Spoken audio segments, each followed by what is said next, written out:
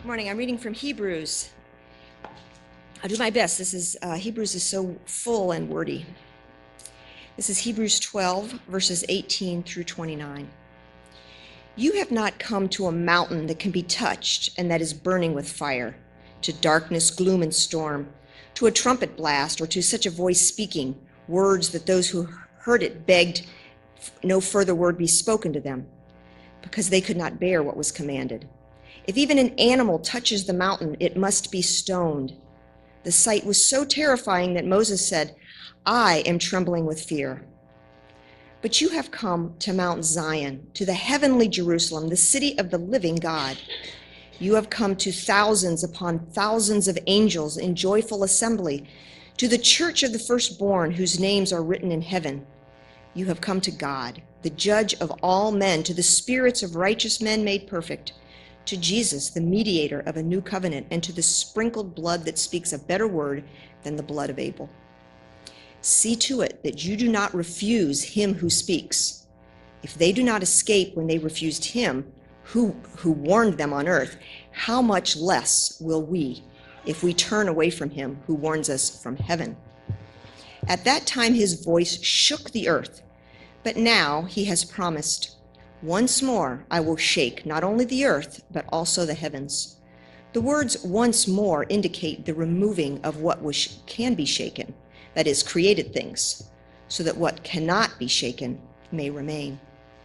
Therefore, since we are receiving a kingdom that cannot be shaken, let us be thankful and so worship God acceptingly with reverence and awe. For our God is a consuming fire.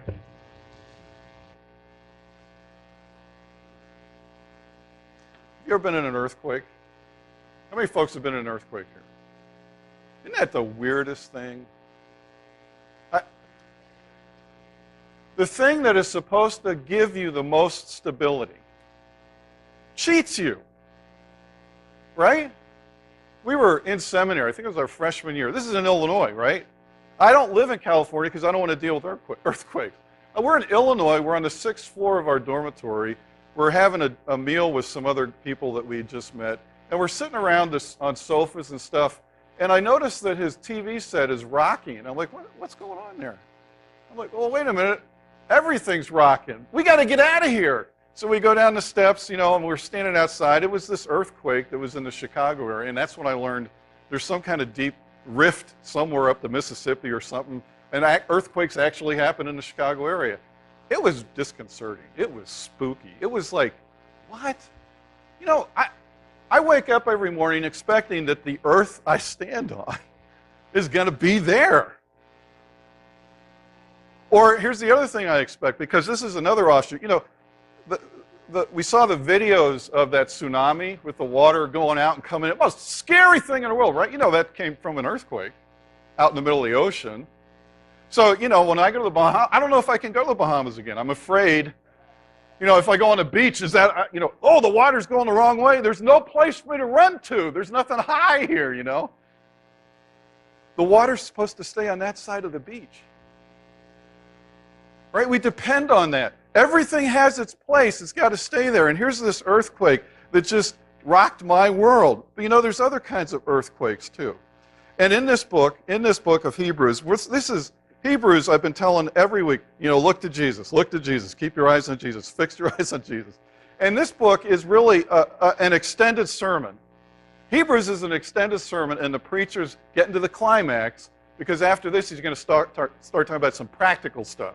So right now he's saying, keep your eyes on Jesus, and then here's what you do when we get on with this. But he's saying here basically, how do you live a stable, unshaken life in the midst of a world that's constantly being shaken, changing, evolving? How do you deal with that?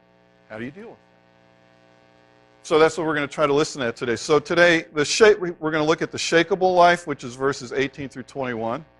Then we're going to look at the unshakable life, which is verses 22 through 25. And then how do we receive this life, verses 26 through 29. Let me give you a hint. Jesus is part of the answer, all right, in case you didn't know that. So if you look at your Bible, you're going to find two sections here that begin with the same verb. we have in verse 18, it says, you have not come, or something like that, depending on your translation. And then verse 22, it says, you have come. So this verb come has lots of different meanings, but in this case, it is not referring to a transition from one geographical place to another. It's actually a very deep spiritual meaning of a word. And basically it says, it's asking the question, what is your fundamental spiritual approach to God and life? You have come to this mountain, but you have not come to this mountain, but it's really looking at what is your fundamental spiritual approach to God and life. So how do you face life? How do you face the world? How do you face the troubles when they come on you? How do you deal with what's going on? What if God were to appear to you and call you to account sometime this afternoon? If there is a God, what would you answer to that God? What would you say to him? Stands right there in front of you. Hey, Tim, what do you think you're doing? How do you think your life's going? I'm God. You got to give me the right answer. I know if you're lying. The default mode, I think, for most of us humans would be something to say like this. I mean, it might be shaped differently based on our generation or context. We'd kind of say, well, God, I've done my best. I'm not perfect. I have my own little quirks, but I've tried hard. I've tried to figure out what's the right thing to do in life, and I've tried to live that way. I've done my best as I understand it. And honestly, if you push me, I think I'm pretty good. So you try to make a declaration about yourself without really making one. But I think that's a default mode, that if you push people, most folks would say that. But here's the deal. We're not.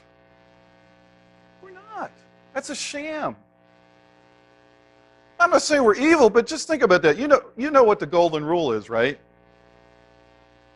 Do unto others as you would have them do unto you, right? So we think of actions, right? So let's rephrase that a minute. So how many times, I'll just use myself. So I have an expectation of the way people should treat me. But how much of my time is taken up with me thinking about me reacting to those people who I have these high expectations of for myself? I don't spend half the amount of time correcting myself to be the kind of person that I expect other people to be for me.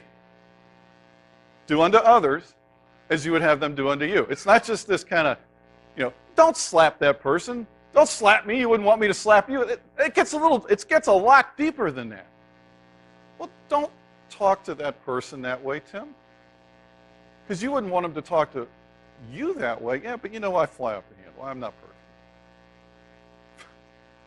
It's a sham. We think that we're okay. Or I don't even work as hard at understanding other people. You run into people and say, they just don't understand me. You could be kind of mean and turn around and say, so how much do you understand them?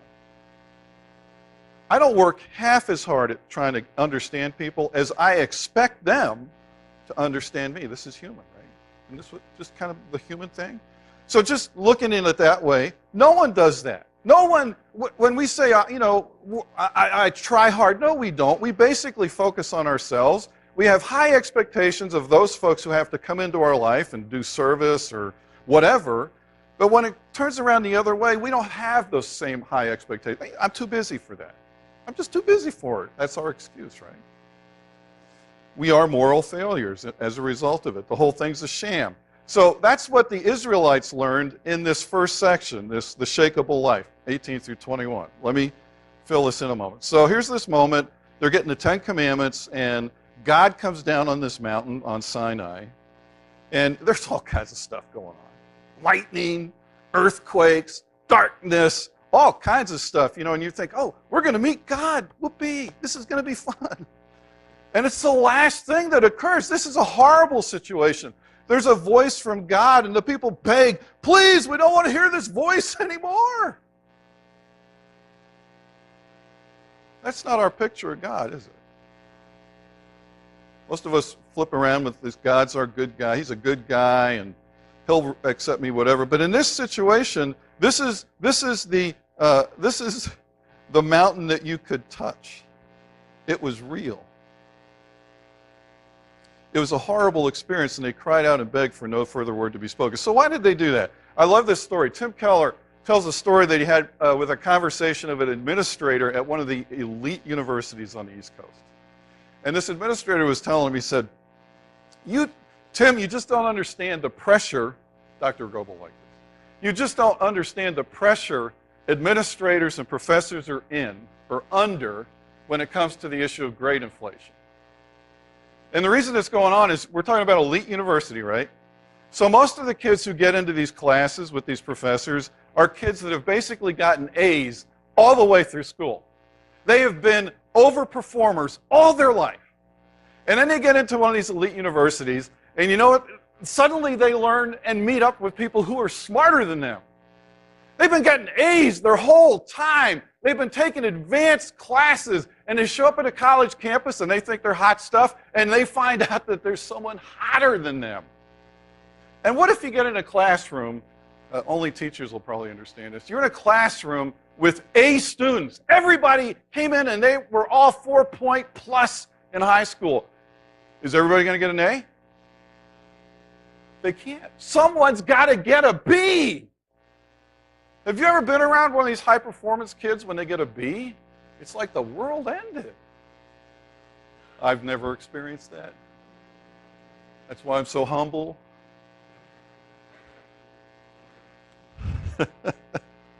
Their world,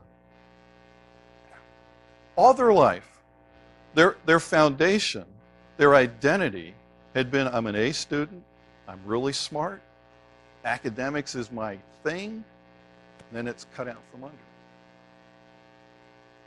Everything that they'd identified with has just been shaken. Everything. Now, some of you might not track with that, but again, their identity gets smashed. Their world gets rocked. They find an earthquake. It's not the kind of earthquake that the earth moves under their feet, but in the same way, it is an earthquake where the earth moves under their feet because they never expected that experience. It came from them out of the blue. And this is what happens when we come into contact with God. We know in the book of Job, Job goes through all these wondrous things, and he's got friends who give him all this advice. But when God shows up in chapter 42 and speaks to him, this is what Job says back to God. I despise myself. I thought I was pretty good. I despise myself. Or when Peter, he's in the boat with the Lord, and he realizes who Jesus is, he says, get away from me. You're rocking my world. Or in the face of a holy God, Isaiah declares, woe to me, I am ruined. Have you had an encounter with God? If you have had let me just be clear, an encounter with God is not a passive kind of a thing. Many of us haven't had this sort of an encounter with God, but you know what? The world's going to do it to us just as well. Like those kids who are A students, they didn't see that coming, but they go to Harvard or something, and someone in that A student group's going to have to get a B or a C. Wow. I thought C's were high. You know, that's what I was aiming for. Lord, just get me a C in this class. How about just a complete?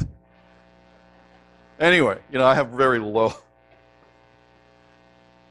But, you know, you could be like, you know, when I was a little kid, I had really beautiful blonde hair. And I thought that blonde hair was going to take me far. And then my world got rocked. I thought dancing was going to be it, you know. Then I found out, no, I can't dance. I know, I'm kidding around a little bit. But what is it that your world is based on? What's the thing? Is it the money? Is it your paycheck? How much you make? Is it your tenure? Is it how well your students do? How have you helped people? How many people have you helped? All these things you build your life on. I'm going to tell you right now, the world will pull that rug out from under you at some point in time. It's your beauty. It's your hair. It's your family. They're all disintegrating, right? Look at me. I used to have hair. I don't anymore. And let me leave that alone. The world will teach us that we live a shakeable life. But you know what?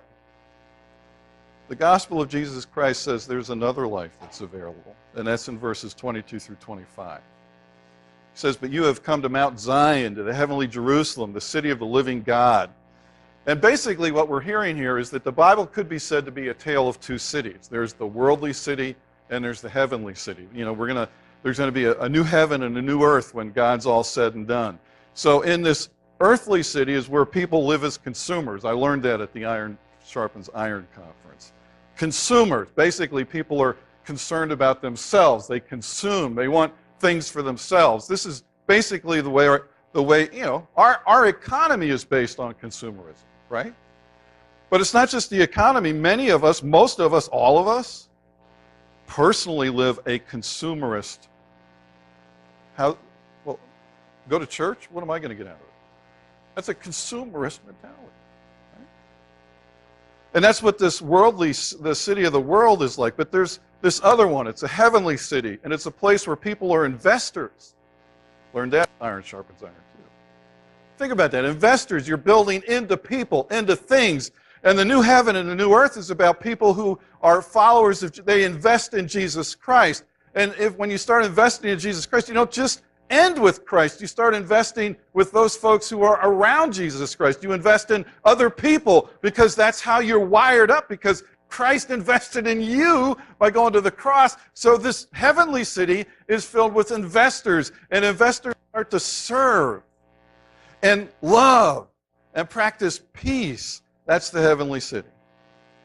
So in this heavenly city, we get three things. We get an unshakable future. The heavenly city, it's not on a foundation that you can touch or see, which means if there's an earthquake, it can't be shaken.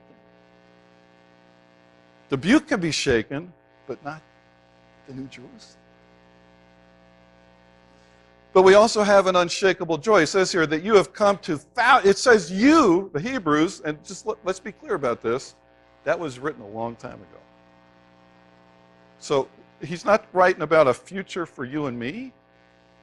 It's past tense, which means it's attainable for us now. He says, you have come to thousands upon thousands of angels in joyful assembly. That's what this unshakable life is, that we are in the presence of thousands upon thousands of angels in joyful assembly. Throughout the Bible, a sign of God's presence is a bunch of angels. So when Adam and Eve get kicked out of the Garden of Eden, they look back, what do they see? They see an angel who's guarding the entrance of the exit of the Garden of Eden. I don't know what they did at the entrance. Jacob leaves home. He had to run away. And he's in the wilderness, and he puts his head on a rock. And he sees this ladder with angels ascending and descending, and he gets a word from God. God is present. Angels, God's presence is there. Or Isaiah, he sees the cherubim flying around, and he sees with their wings, they're covering their eyes, their mouth, all that stuff. They're all yelling, holy, holy, holy. God's there. So basically what this verse in Hebrews is saying to the Hebrews, and I'm going to say to us, we have an unshakable joy, because that word joy really means, you're going to love this. If you're a college student, you'll get it. It's a wild party. All these angels, it's a wild party. Not the kind of wild party we might think about, but a wild party where they're holy, holy, holy, glory, glory, glory. God's in our midst. It's just a wonderful thing. And what the writer of Hebrews says, not only do we have an unshakable future, but we have an unshakable joy, because it's not based on whether I have hair or not. It's based on who I know. It's based on where I'm headed. But it gets even better than that. He says we have an unshakable identity. Look at verse 23. To the church of the firstborn, whose names are written in heaven. You know who the firstborn is in that culture, right? Firstborn people get everything. They're rich. Everything that their parents own is theirs. You don't want to be second. First is key. If you're a Christian this morning, you're firstborn. You don't get God's second best. You get your Heavenly Father's best. But it goes even further than that. It says here, whose names are written in heaven. I love that. In Luke 10, Jesus sends out 72 disciples who do great things. It says that they go out and they cast out demons and they heal people and they do all kinds of stuff. And then they come back and they're like high-fiving. Woo! Did you see that demon burning up? Yeah, I called him out and he ended up in a pig and ran into the water. And woo! Woo! We're great. We're fantastic. And Jesus says, okay, chill a little bit, guys. I love this what he says. He says, do not rejoice that the spirits submit to you, but rejoice that your names are written in heaven. Because here's the deal. Next week, when you call that demon out, he might not come out. Don't make that your foundation. Next week, when you say, you demon cancer, come out of that lady, it might not come out. But this is what is always true. Your name is written in heaven. How many of you can praise God for that? That's a constant. It's never taken away. That's what God has done for us. He's saying, don't get a name like that. You know, he's a great healer. He's a great televangelist. He's this. She's that. She's the youngest entrepreneur. At the age of 16, she's got a company that's grossing billions. Don't let that be the thing that gives you your name. Your name, because you know what? In 3 months, the bubble could burst and you're poor. Or as I heard one preacher say, you're po. You can't even afford the other O-R. You look up to poor people. But that's what the world could do to us. Don't get a name like that where you say, I'm somebody. Just say, I'm somebody because of Jesus, who is really somebody, and because of him, my name is written in heaven.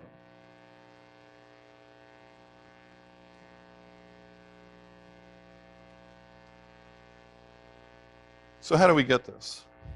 So how do we get this unshakable life? Right there in the middle, all this neat stuff, we read this little phrase that says, you have come to God, the judge of all men. Doesn't that sound like a downer? I mean, seriously, the word judge is never fun. I don't think so. So how could the God of all the earth be the source of this unshakable life? It says, so you know what judgment is? Judgment is shaking. How many of you, I know the adults in this room don't do it anymore, but when you were a kid, you'd see gifts and you'd pick it up and you'd shake it. Right? Yeah, that's heavy. That must be a good one. Well, it's rattling too much. I don't know if I like that. You're making all kinds of assumptions about this thing as you shake. You're judging this gift. You're making a judgment about it. The judgment is the shaking. That's what's going on. Jesus, our mediator, is being shaken for us. In Matthew 27, this is the crucifixion story, and it's bizarre. There's an earthquake. There's darkness that comes over the whole land. The curtain in the temple split right down from the top down.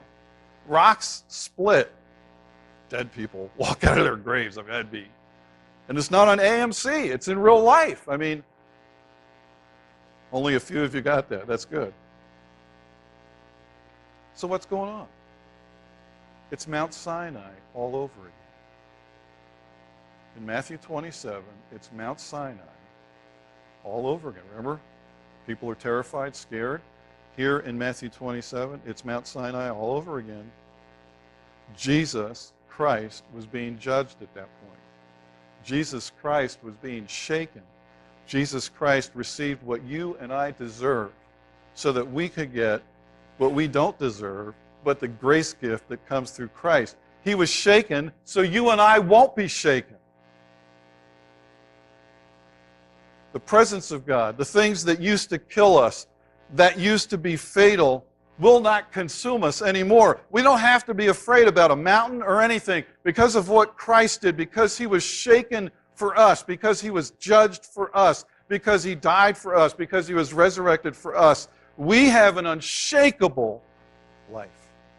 You might not think so, but this is what the writer of Hebrews is saying. Don't let the circumstances blow you out of the water.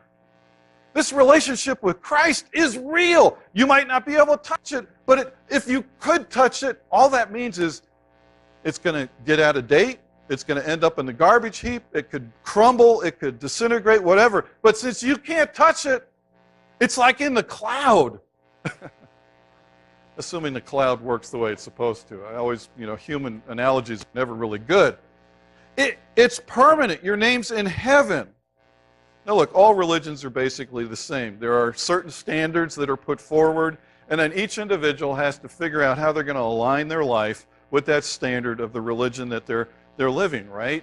And then at the end, they're just going to say, well, I did my best. I did my best. Whatever. But here's the deal. This is what sets Christianity apart from us. And here's where I gave you a little hint. The clue here is Jesus Christ. Because this is what Christianity does. It took the founder and judge of all creation, and it put him into our context to be judged. And he comes down, and the maker of everything is unmade on the cross. He's shaken. He's judged for us. See, the other religions, they just expect you to be shaken, you to be judged. But Christianity says, I know these folks can't handle that.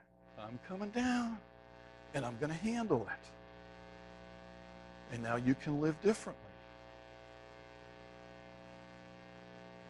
In John 1, Nathanael, he's kind of gathering in John at this stage some of the disciples, and Nathanael and Jesus have an encounter, and Jesus says, oh, you're Nathanael, and Nathanael says, well, how do you know who I am? And Jesus said, oh, well, I saw you under a fig tree.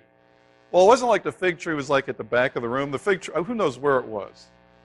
And Nathanael's like, what? You saw me under a fig? I know you weren't around. How do you do that? And Jesus says to him, well, I saw you under a fig tree. Do you believe? You will see greater things than these. Truly, truly, I say to you, you will see heaven open and the angels of God ascending and descending on the Son of Man. Through me, you're going to be open to the New Jerusalem and the New Earth. You just were amazed that I saw you under a fig tree. Any guy can do that. But how many people can introduce you to the God of the universe? Put you in a relationship with that God. And for benefits of us this morning, give you an unshakable life. So, he says, through me, you can get it. Through me, you can get in. Through me, you can have an unshakable life. So I'm going to close with this quote from C.S. Lewis. Hopefully it connects.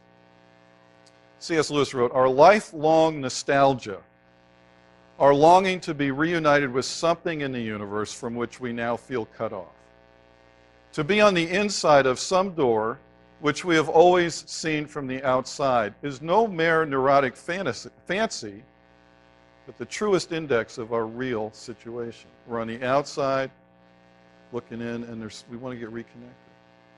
To be at last summoned inside would be both glory and honor beyond all our merits, and the healing of all our aches.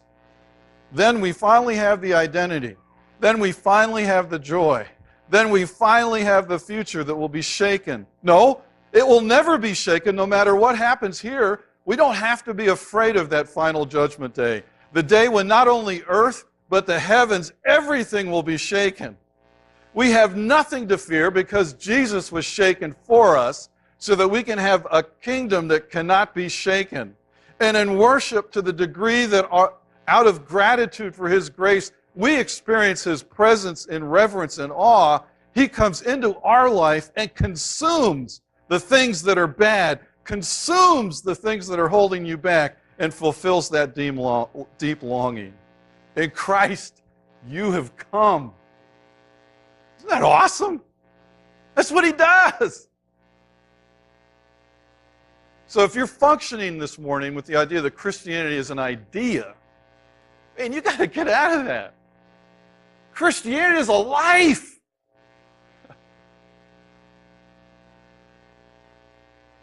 That enables us to overcome so many of the things that beat us up every day. You still might get beat up, but you can transcend it. Now, I'm not just talking about positive kind of thinking. That doesn't work.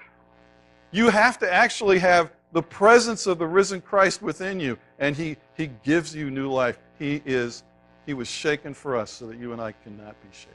Amen?